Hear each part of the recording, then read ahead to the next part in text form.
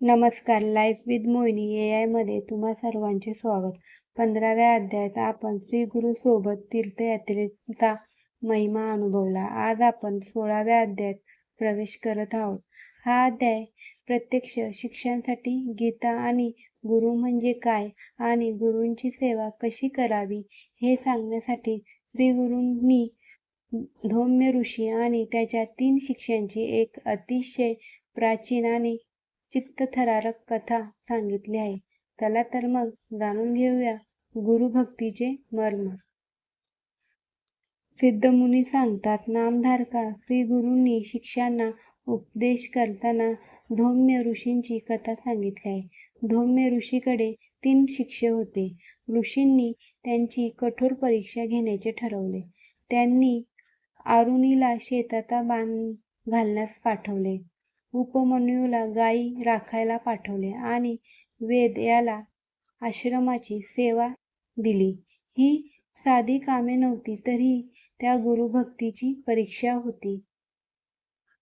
पाऊस जोरात पडत होता. शेताचा बांध फुटत होता. आरुने खूप प्रयत्न केला, पण पाणी थांबेना. शेवटी तो स्वतःच त्या बांधावर आडवा झोपला. दुसरीकडे उपमन्यूला गुरुदेवांनी काहीही न खाण्याची आज्ञा दिली होती. भुकेने व्याकुळ होऊन त्याने रुईची पाने खाल्ली आणि तो आंधळा होऊन विहिरीत पडला. पण दोघांच्याही मनात एकच विचार होता, माझ्या गुरूंची आज्ञा पाळली पाहिजे. त्यांची ही निष्ठा पाहून प्रत्यक्ष देवही प्रसन्न झाले आणि गुरुदेवांनी त्यांना आशीर्वाद देऊन दिव्य ज्ञान प्राप्त करून दिले. या कथेवरून श्री गुरूंनी स्पष्ट केले की जोपर्यंत शिष्य आपले शरीर, मन आणि प्राण गुरूंच्या चरणी अर्पण करत नाही, तोपर्यंत त्याला खरे ज्ञान प्राप्त होत नाही. गुरु हेच ब्रह्मा, विष्णू आणि महेश आहे. गुरूंची सेवा ही सर्वात मोठी तपश्चर्या आहे. ज्याने गुरूंना प्रसन्न केले, त्याला जगातील कोणतीही संकटाची भीती उरत नाही. मित्रांनो, 16व्या अध्यायात आपल्याला स्वतःला विचार करायला लावतो की आपण आपल्या गुरुप्रती किती प्रामाणिक आहोत.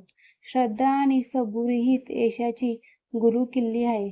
पुढील 17व्या अध्यायात आपण पाहणार आहोत की एका अज्ञानी ब्राह्मणाला श्री गुरूंनी एका क्षणात विद्वान कसे बनवले.